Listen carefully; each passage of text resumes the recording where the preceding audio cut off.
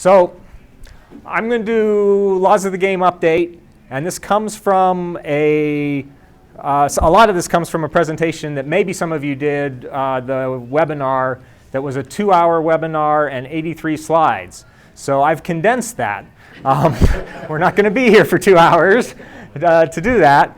And so there may be things that I leave out, right? So you're getting a copy because I'm going to hit what I think is important in the time that we have. There are some things that I am leaving out, but I don't think it's going to affect you greatly, and I think you'll appreciate not spending 2 hours here.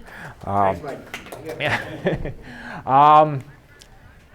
The first thing I want to talk about is not actually a Laws of the Game change, but this is a U.S. Soccer has said that ages 10 and under should not be heading the ball. And for us, that affects the U10 division, the U8 division, and the U12 division, because U12 players are 10 and 11 years old. So there is no deliberate heading in U12, U10, and U8. If you do club games, the different leagues have slightly different rules depending on whether they let people play up, whether they have a U11 or not. But for us, U12, no deliberate heading. The penalty for deliberate heading is an indirect free kick. It is not a foul. It's not. It's an infraction.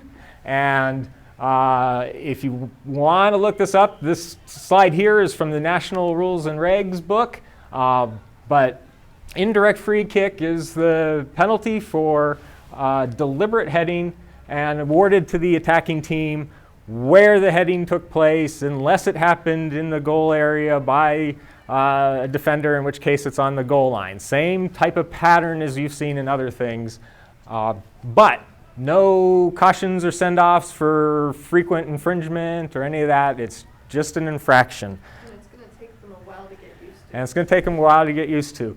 There have been questions too about, so no deliberate heading, restart. Technically, it's possible that 10-year-olds could be playing in a higher division. They could be playing up. Thankfully, it is not the referee's responsibility to know that that player is only 10 years old playing in the U14 division. It's their responsibility to know that they're not supposed to head it. So you're either enforcing it for the match or you're not. You're not selectively enforcing it. You're U12, no deliberate heading. U14, have a ball. Deliberate is a key word, right? I did a game where there was both players trying to tap the ball and then run and kick it. That clearly deliberate. And player getting hit in the back of the head with the ball, clearly not deliberate, right? But you can use the same sort of things that you use for handling to judge that. Was it ball to head or was it head to ball? Could the header have been avoided and the player chose not to? They were in a good position and they wanted the ball to hit them. So it's still up to you to decide that. So ball hits a player in the back of the head with substantial force. What do you do?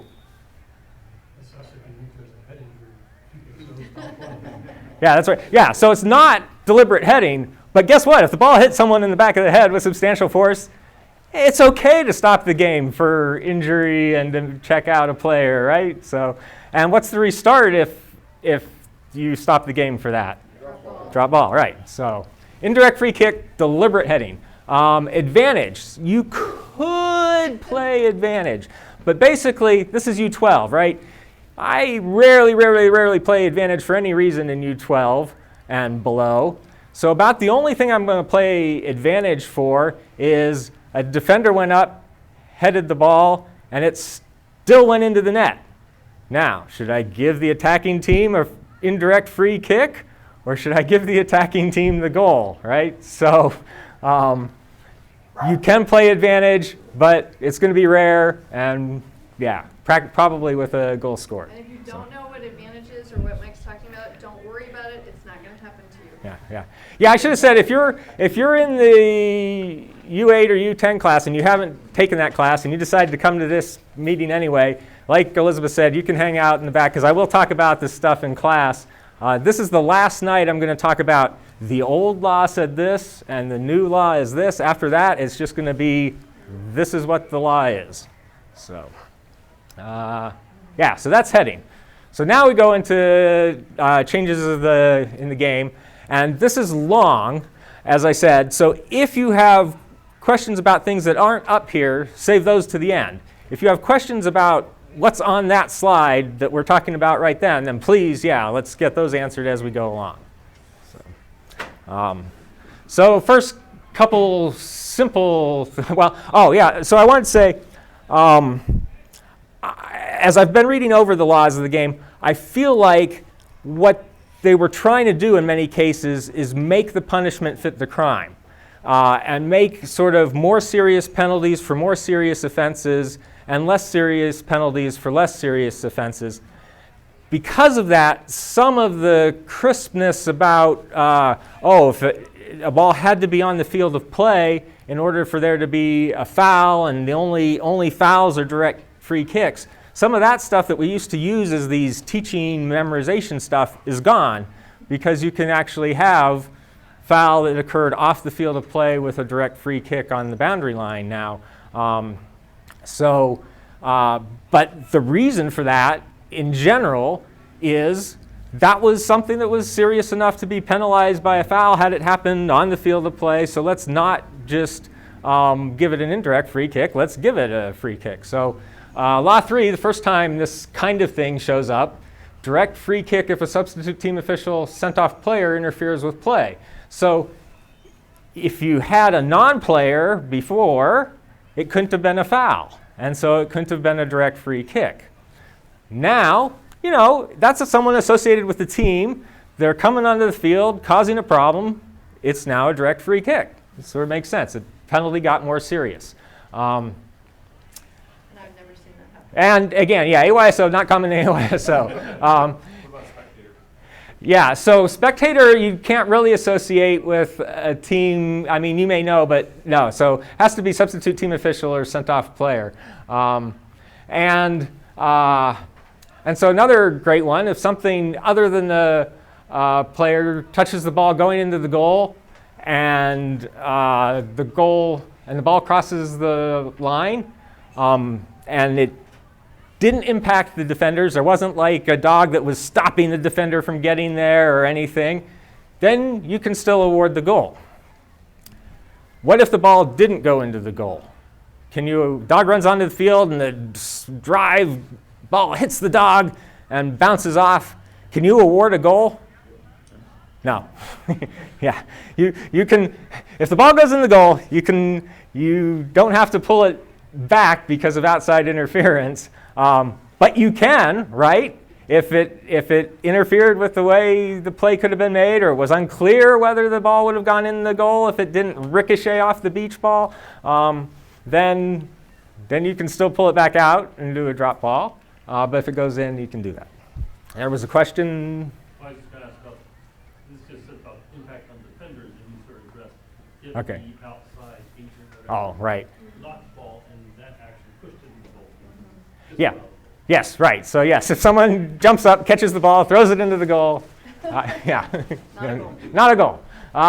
Players' equipment. Actually, here I think the law is just being clearer. So now it says that if you lose footwear or shin guard, you can play on until the next stoppage. There's been a lot of discussion at the higher levels about whether your undergarments and the tape that you put on your socks is matching the colors and everything. So that's a great thing to have, but we're not going to stop people from playing soccer because they have the wrong color tape or the wrong color undershorts under their things. So that's in there. We want little kids running around with no boots on and continuing to try to tackle people.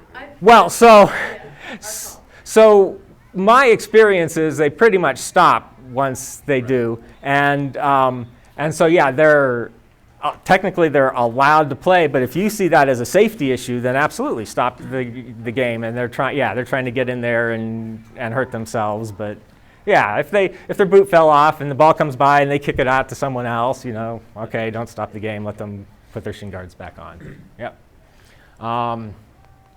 Yeah. Oh, yeah. So this is another sort of weird one that will probably never happen, but Player injured by a red card, yellow card. Oh, yeah, no, actually, I was thinking this is a different one. Player injured by a red card, yellow card foul can quickly be assessed, treated, stay on the field. So, if you stop the game for an injury and you called the coach onto the field, right, technically in the old system, the player's supposed to leave the field to play, but did we ever do that with kids? No. And now, if it's a red card and yellow card, the professionals won't do it either because, again, it's one of these balance things. You just got fouled by someone who clocked you recklessly or with violent conduct, and you had to be treated. Why should you have to go off the field and because you were injured by someone else? So it's, again, trying to restore balance. It's not going to affect us. Use common sense. Do what you were doing. Someone's injured. Let the coach come out and help them breathe, and if they're fine, let them play. Don't make them go off the field. Yeah, let's see. Yes, so the advantage signal. Now, the great news about this is now instead of forgetting to put up 2 arms to signal advantage, I'll only be forgetting to put up 1 arm to signal advantage. Yeah, if it is, I mean, playing advantage at the higher levels is a good idea, but it's really important when you do that the players and the spectators know you're doing that, because otherwise they think you're missing the fouls and you're letting things go and you're going to get comments like, oh, hit him back or whatever. But so voice is more important in my mind than the arms, that the advantage play on, because you want the people that may not even be looking at you that are players and might retaliate to know that you saw the foul and things are going. But technically, yes, now you have a 1-arm signal instead of a required 2-arm signal. Law 8, start and restart a play. So, ball must clearly move for all kick restarts. So the big one here, I don't know, you can search online for these trick corner kicks, right? And this has happened at the professional level, and some of them are pretty humorous videos on YouTube. And I've had kids come out and say, we have a trick play. One of us is going to tap the ball, and then another one is going to come up and dribble the corner kick in. And so the ball must clearly move to be in play. It's not sufficient to step on it or tap on it. It should move a good bit before it's in play. Referee cannot manufacture the outcome of a drop ball. So this one, yeah. So if you've taken my class or if you took Martin Bittner's class before me, you will know that we teach that suppose the goalkeeper collected the ball, but right before that happened, there was this conflict, this collision, and there's this player just lying on the ground. You're not sure if they're injured or not. It's actually a very easy time to stop the game, check the player for injury, make sure they're all right, and then technically you stop the game for injury. The restart is a drop ball, so you pick up the drop ball, you say, keeper, I'm going to drop the ball, you can pick it up and keep playing. It's the perfect restart. It restored the game to exactly the situation where it was before. It's fair to everyone. So I was troubled by this new rule. I did 3 games in a tournament last weekend, and it's actually happened twice in one game. And I continued to manufacture the outcome of the drop ball. Now, if you look in the law book and read it, the reason they say that the referee cannot manufacture, well, they say in addition to the referee cannot manufacture a drop ball, is they say that if the players decide that for a sense of fair play, they want to let the other team take the kick or kick it back to the keeper or do all those things that you see the professionals do, then that's perfectly fine. Well, we're not dealing with professional players. Maybe they will be someday. Let us, as instructors, educate them about fair play, tell them what it is fair play. Yeah, they had the ball, the keeper had the ball before I stopped it for your injury, I'm going to drop it, they're going to pick it back up. So we're setting them on that path. I'm still going to, manufacture the drop ball in that situation. More of a fabrication than a manufacturing. Yeah. it's returning the game to where it was, to be fair. But if you're if you're being assessed in a U19 game, you should know why you did that, right? You better be able to explain that to your assessor. But and actually, in these games, had they been U19 games, I wouldn't have stopped the game for a player laying there on the ground because they're playing. They should play hard, and it was not clearly, they were not really in trouble. They were just on the ground. So yeah, drop balls. So this is more of a psychological problem than anything else, but the first kick does not have to go forward. And it's a big psychological problem for me because that was one of my patter. I would go up and remind them every kick, first kick forward, please, and blow the whistle for the kickoff. It's not required anymore. And they would like referees to say that, well, now you don't really need this other person in the other half of the field to kick it backwards because you can just step up to it and heel it backwards or do whatever you want. So the first kick doesn't have to go forward, and that's readjustment. I did that a couple times, and it's like, oh no, I better not blow the whistle because it went backwards. Because most players are still going to be in the pattern of kicking it forward, but what's going to happen is they're going to kick it a little bit sideways, and like they often did, and it's going to go backwards, and it's going to feel so natural that, oh yeah, that was always wrong, and you're going to want to pull up the whistle and blow it. There's still a second touch penalty, right? So the first kicker cannot kick the ball twice, but there's not, it doesn't have to go forward anymore. The only reason I included this slide, kicks from the penalty mark. So there's new language that say on kicks from the penalty mark, referee will toss a coin to choose the goal. Now, the only reason I bring this up is because there was a coaching class and someone was instructing the class and said, what's the deal with the coin toss on penalty kicks? This is not about penalty kicks, right? This is kicks from the penalty mark. So this is only if it's a tie game and there must be a winner. So for all of us, that means only in the playoff rounds of the tournament. All year long, game can end in a tie, no kicks from the penalty mark. First stage of the tournament, group play, games can end in a tie, no kicks from the penalty mark. Only in those playoff games does this come into play. But if you get a coach saying, hey, I thought there were supposed to be two coin tosses before the penalty mark, it's because the coach instructor misread this and taught them this. Right, so there was an unfortunate thing. So that's why I bring it up, so you'll all be aware.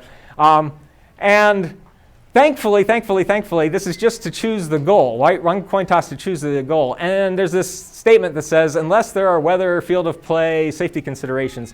So typically we have field of play considerations, and we decide pretty much ahead of time that because of where the spectators hang out, we're going to do the penalty kicks down at that goal. So there's no change to that. But if you find yourself in the situation where you don't care and you want to flip a coin, be my guest and you'll be following the laws of the game.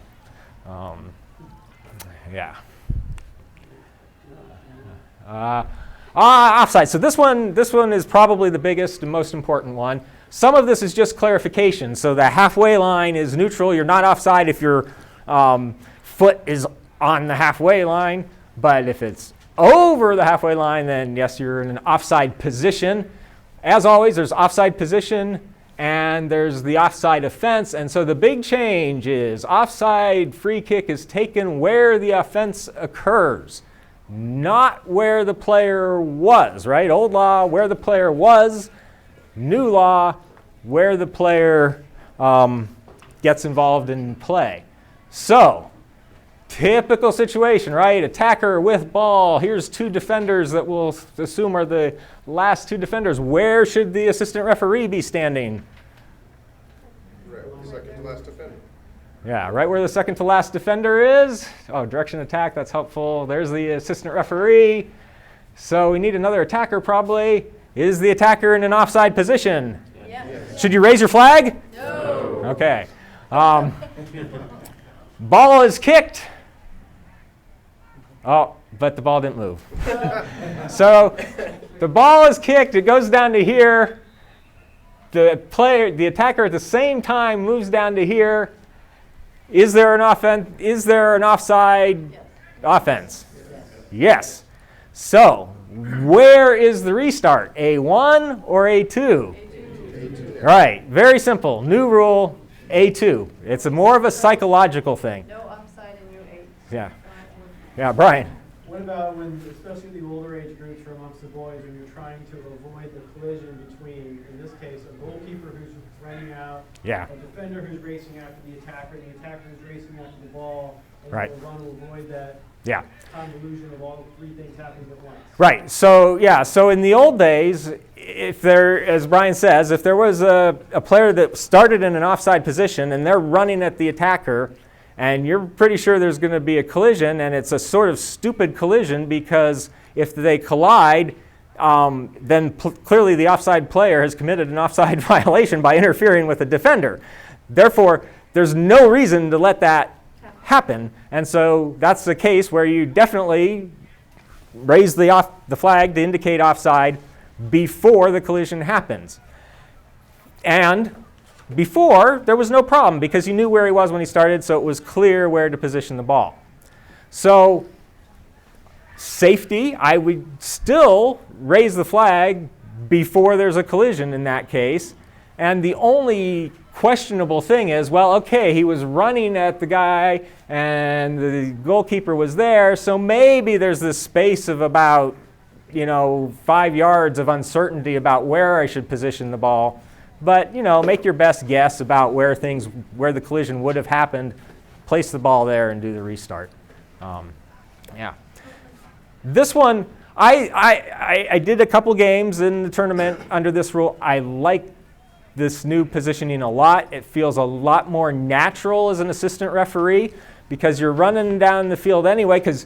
But under the old law, I was sort of hanging back in some sense because I knew the player was going to be offside and I was going to have to back up and indicate where the restart was.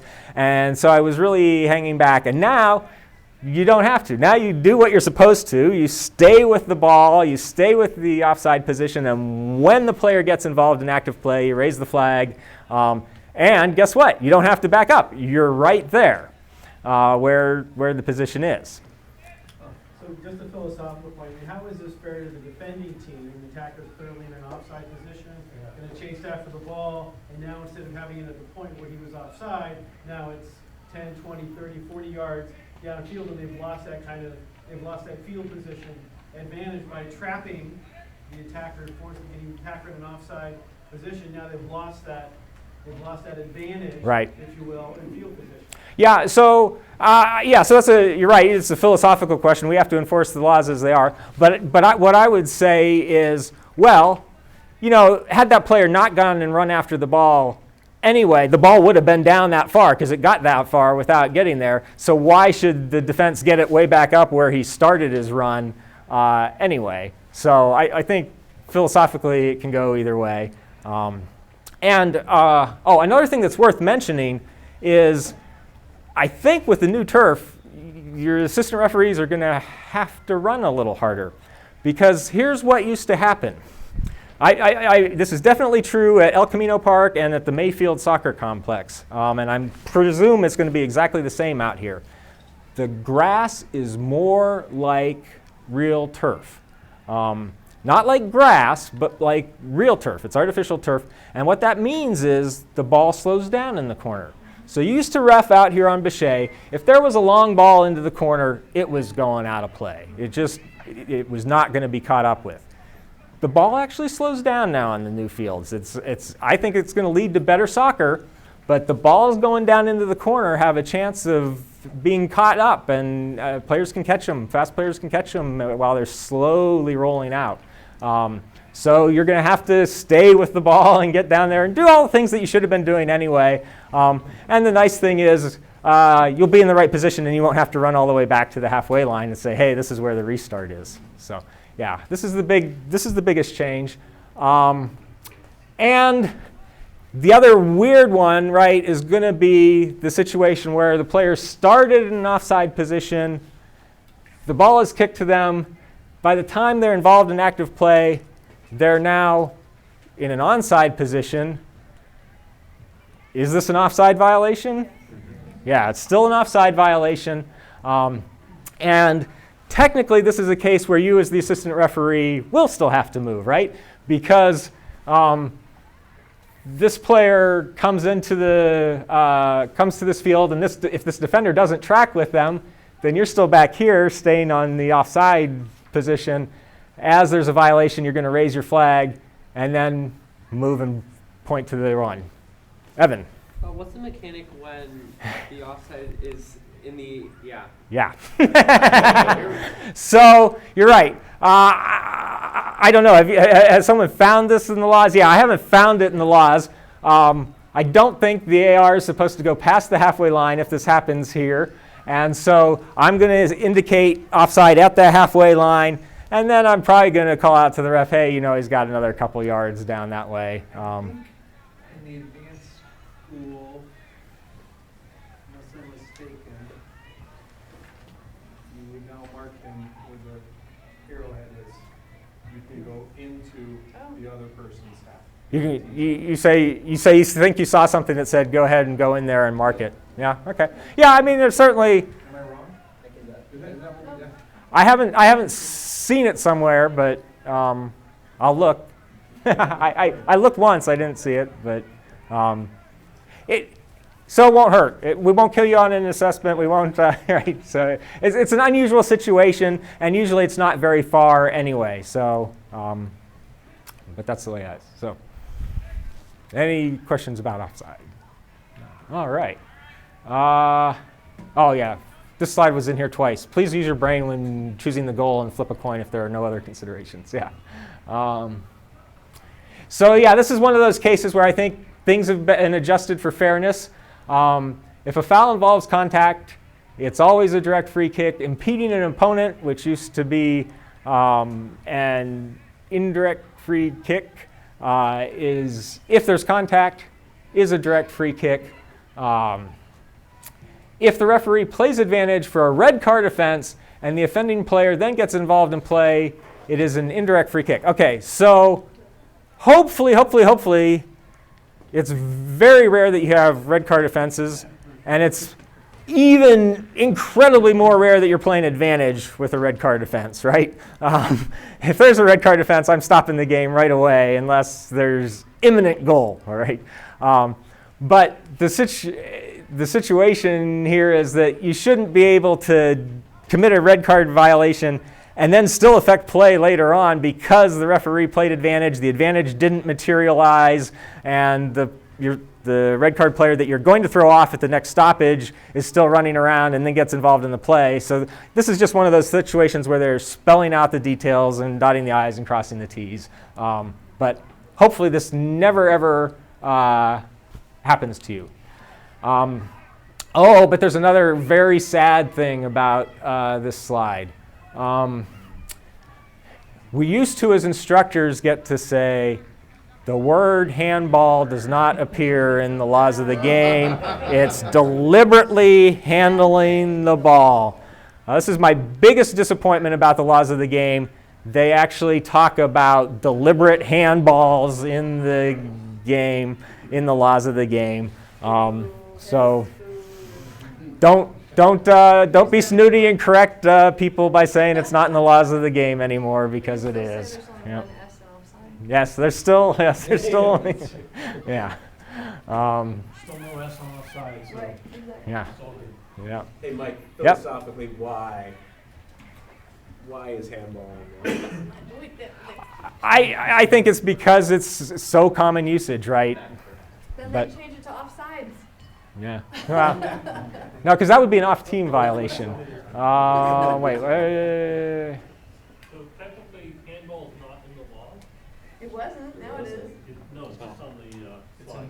No, there are places in the law where it shows up. I don't remember exactly where, but there are places where it's referring to deliberate handball. Under And Law 12, when it actually talks about it, it says handles the ball deliberately. But then elsewhere, it's talking about some, like on a kickoff, and they said the restarts and if you touch the second time, it's an indirect free kick, unless for deliberate handball, in which case Yeah. it's direct free. So it's got some spots where it Yeah. jumps in like that. It needs to understand it. Yeah, maybe they will fix that in future years, and we can celebrate that. Yeah, okay, we mentioned that. Offense on the field, against substitutes, team officials and matches. I think earlier we had by substitutes, team officials and matches, and then we have against substitutes, team and matches, direct free kick. At the touchline? So this is another, this is fouls off the field of play as part of normal play. So you sort of have the situation where both players are vying for the ball, they come off the field of play and something happens, one kicks the other or whatever. And normally, because it wasn't a foul and you couldn't have a direct free kick unless it was a foul and it wasn't on the field of play, you had to do something else. Now you can actually have a free kick at the edge of the field nearest where this violation occurred. So, Classic situation they were running into was two players slide off the field, and then one of them jumps up to go after the ball, and the other one hangs onto their jersey. Old law, you were stuck. It's not a foul. Not a foul. Law? Because it was off the field. So if you stop play, drop the on. So now you can punish that with a DFK or a PK. yep. Yep. Yeah. And the placement of the ball has to be just touching the line. Yep. Yep. Yep. Yeah. Unless they went right off the end of the penalty area, in which case you can actually give them. Yeah. Yep. Yep. Yeah. So don't do anything behind the goal. Yeah. All right. So let's see. So some DOGSO denying an obvious goal scoring opportunity. Offenses in the penalty area are now punished with a yellow card. And so there's red card remains, it says here's one of those cases. Red card remains for handball, holding, pushing, pulling, pushing, not attempting or no possibility to play the ball. The way I like to think about this one, and this is again one of those equalization things, is you have two players, they're playing a tough game, and there happens to be a careless foul, right? It's not a yellow card or a red card foul. It's a careless foul, but it happens in the penalty area. So they get a penalty kick. But guess what? Because it was close to the goal, it was also denying an obvious goal scoring opportunity. So they got a red card. And because you got a red card, almost certainly you're going to have to serve a suspension. All this for what was actually a careless foul that happened to be in the penalty area. So this change in the law is to sort of recognize if someone's vying for the ball and they happen to commit a careless foul in the penalty area, that denies an obvious goal scoring opportunity. Well, the team gets the penalty kick. They get the opportunity to try to get that goal that was obviously denied. And the player gets a yellow card, but they don't have to pay the triple penalty of the team playing down a person and them sitting out a game. So again, it's a balance thing. Now, if it's holding or something and it's not, it's nowhere near the ball or someone's coming out and grabbing, that's still a red card violation. You deny an obvious goal scoring opportunity and you're not making legitimate attempt to play the ball, then yeah, that's a send-off. There's no there. Penalty kicks. Again, this is one that I've never had someone sort of fake a penalty kick, run up and fake kicking one way or kick the ball backwards or something like that. But there was some unclearness, and if you did some skullduggery under the old law and you still managed to score a goal, then the penalty might be, well, you get to retake the penalty kick. And they decided that's dumb. If you do any of that sort of stuff, then it's an indirect free kick for the other team. So if you run up for a penalty kick and kick the ball backwards, guess what? The defending team gets an indirect free kick. You have the wrong player take the ball. The defending team gets an indirect free kick. Doesn't matter if it went in the goal or not. It's an indirect free kick for the defense. So there's a table there. The main things that happen, encroachment by an attacking player or encroachment by a defending player, those haven't changed, right? If the ball goes in and the attacking player encroached, then that sort of they had the ball go in, but they were cheating a little bit, so they have to retake it. If the ball doesn't go in and the defending players were the ones that were cheating a little bit, then they get to retake it. But if it was going the other way, then no, you don't get another chance, right? So, yeah, Evan. The other one thing is the goalkeeper trips an offense. It used to be just retake penalty, and now you have to caution the goal. Yeah. So, yeah, good point. So if the goalkeeper is the one that is encroaching, it says caution for a goalkeeper. I'm going to do that only at the higher levels, I think. I don't think I imagine doing it. I mean, it's rare for me to retake a penalty kick on encroachment, but yeah, right, yeah, U10 and 12, yeah. We're not using cautions anyway, but yeah, so this is older kids, but yes, caution the goalkeeper. Before you move on, help me understand wrong kicker in a penalty So- kick situation. Can we take that off? I'm sorry, I want to not completely bore the new people. And, All right. sorry. We're already completely bored the new people. but no more than necessary. So many of you may not have realized this, but the ball did not used to have to be stationary during a goal kick. That was one of the things they just happened to have left out, and it was a little trivia fact for you and your referee buddies. That's gone, right? Now the ball must be stationary.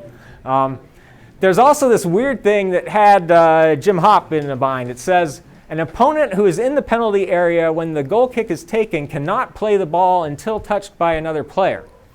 So, but if you read the law, is there allowed to be an opponent in the penalty area when the goal kick is taken? No. So, what's happening here? Basically, the way I understand this is if a team chooses to take a quick goal kick or whatever, and there's still, players that are dragging their way out of the penalty area, why should we stop the game and say, wait, let this guy get out of the the penalty area and waste time? So if the team does go ahead and take the goal kick while there's an opponent in the penalty area, and that player that was in the penalty area runs and gets the ball first, well, then the goal kick is retaken. So, makes sense. Encroachment, isn't it? Well, encroachment is specific only to penalty kicks, right? So this is, and this is, This is not a goal kick. this is a goal kick, right? So players are supposed to start outside the penalty area for that. Yes, it could. I mean, I would still in U10, I would still recommend advising the players to wait for the opponents to get out of the area. It's a very small penalty area anyway. Because yes, are you going to remember that these three people were outside and inside when it was taken or whatnot? So yeah, make it easy on yourself and advise them to wait. Because it does say they should be outside when the kick is taken. So I think this is just clarifying how to apply the penalty. Yeah. This could lead to a tricky offside situation here. This could lead to a tricky offside situation. Well, the goal kick itself, there's no offside when a goal kick is taken. Right. So, Right after that. oh, so if it goes to a defender who's in a legal position and they kick it back to someone who was Someone's straggling behind. struggling behind. Played to you by a teammate.